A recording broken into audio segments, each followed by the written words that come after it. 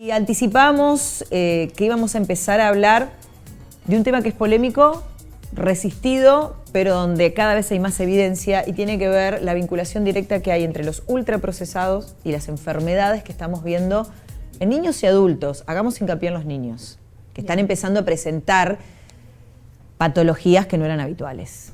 Sí, exactamente. Bueno, para empezar, contar un poquito lo que está en común, ¿no?, entre el ultraprocesado y el trastorno, el desequilibrio de la enfermedad, que es lo que se viene estudiando hace varios años en la Argentina y también internacionalmente, y es la microbiota intestinal, ¿no? El punto de partida es la microbiota y que se está vinculando cada vez a mayor cantidad de enfermedades, ¿no? Donde hay una inflamación crónica que se le llama de bajo grado, que a su vez repercute sobre nuestro sistema inmunológico, porque aproximadamente el 70-80% del sistema inmunológico radica en el intestino. Entonces empezó a hacerse foco, ¿no?, con mucha más atención en que la alimentación es fundamental para evitar el avance de las enfermedades crónicas, sobre todo. Y a partir de ahí, bueno, hay muchos trastornos que se vinculan: el trastorno del espectro autista, las alergias, el asma, trastornos cognitivos, mentales. La lista es enorme. Todo lo que es crónico, casi todo se podría decir que tiene en común una alteración de la microbiota intestinal. Explícanos qué es la microbiota intestinal para entender qué es esa inflamación, y después nos metemos de lleno en el autismo para tratar de entender esta relación que para muchos es ilógica.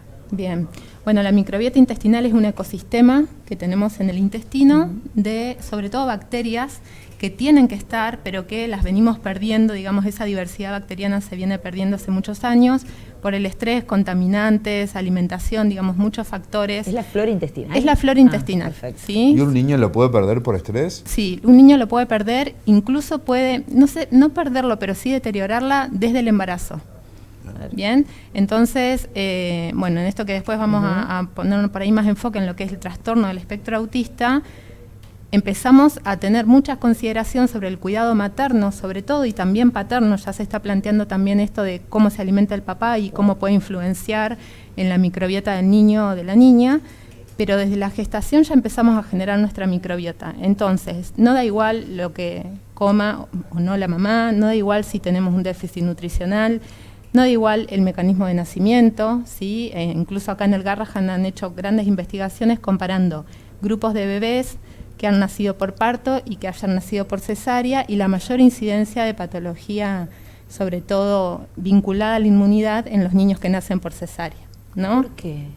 Por esto de la microbiota. Qué bárbaro. ¿Sí? Porque ¿Tiene que ver con el canal de parto? Con el canal del parto. Estoy pensando en la tasa altísima de cesárea que tiene Argentina. Totalmente, sí. Al pasar por el canal del parto, el bebé traga ese líquido, y dentro de ese líquido están muchos de esos gérmenes necesarios para la salud de la microbiota. Por lo tanto, si yo nazco por cesárea, ya perdí ese paso de colonización necesaria. Claro. Que después se continúa con la lactancia materna, con la alimentación complementaria, con tener un buen nivel de vitaminas y minerales, algo que también no se estudia en profundidad en el embarazo, ¿no? Cómo determina si nosotras como mamás tenemos déficit de vitamina D, de B12, un montón de nutrientes que ya estamos condenando o no a la microbiota de nuestro bebé. Qué fuerte. Bueno, nosotros hemos hecho un programa acá, nuestro segundo programa, que fue Envenenados, dando cuenta de esto, dando cuenta de cómo en placenta ya se encuentran restos de agrotóxicos a partir de la alimentación de la madre. Y esta incidencia, bueno, se está viendo que es cada vez más clara.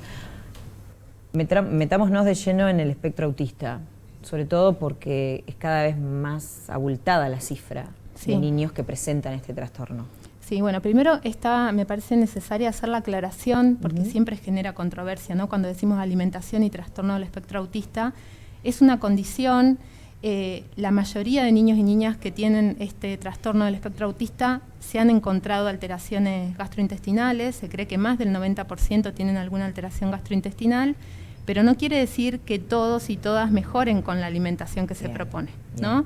Porque también en algunos medios también informativos se ha propuesto como la dieta sanadora, y eso no es así, no es real, ¿sí? Es verdad que hay niños y niñas que pueden salir del diagnóstico con el plan de alimentación que se propone, que no es solamente alimentación, es esto, renovar esa microbiota, ¿no? Tratar de regenerar la microbiota, y es un plan personalizado y que lleva mucho tiempo. Pero así como hay niños y niñas que responden muy bien, en otras notamos una mejoría, pero no la resolución completa, y en otras personas no hay mucho cambio. ¿Sí? Porque ahí, esto estamos hablando así como a grandes rasgos, pero son temas enormes donde también hay una variación genética, digo, hay un montón de cosas. Sí, cuestiones de tipo neurológica también.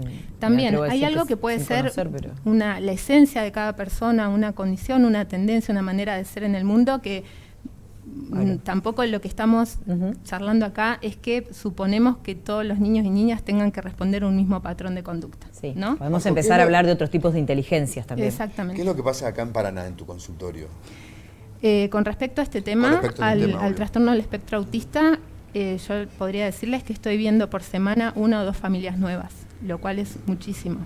En el tiempo que estoy en Paraná, se ha incrementado mucho la consulta, que bueno, podemos pensar que se diagnostica más, que hay más conciencia, pero realmente, y lo que yo vengo compartiendo con grupos de investigación de acá de Buenos Aires, ¿sí? El aumento de las cifras de niños y niñas con TEA es impactante, es preocupante también, ¿no? ¿Cuál es el indicio de esa familia para que lleven al niño a la consulta? Por lo general vienen ya con un diagnóstico, porque en esto participa, bueno, pediatras de cabecera, a veces la misma familia que tiene otros niños o niñas y empiezan a ver que el desarrollo no está de la misma forma, o porque se pierden pautas conductuales o del desarrollo, que eso es algo lo más común, ¿no? Niños y niñas que llegan con las pautas acordes a los 2 años y a partir de los 2 años hacen una regresión. Las pautas que consiguieron las empiezan a perder, ¿sí? Entonces, bueno, llegan ya a veces con el diagnóstico y porque han escuchado que la alimentación puede traer alguna mejoría. Y en estos casos, ¿vos cómo trabajás con ellos? ¿Qué alimentos les quitás? Digo, ¿cómo llevas adelante el proceso? Bueno, primero hacemos una anamnesis, ¿no? Una charla con la familia muy profunda que vamos al embarazo, ¿no? Embarazo, tuviste que tomar antibióticos, tuviste infecciones en la mamá, qué tipo de nacimiento tuvimos, lactancia y hasta cuándo, síntomas que muchas veces generalmente están presentes pero que no se les dio mucha relevancia, reflujo gastroesofágico, vómitos recurrentes, diarrea, constipación, son todos indicios para pensar que hay algún trastorno de la microbiota. ¿Sí?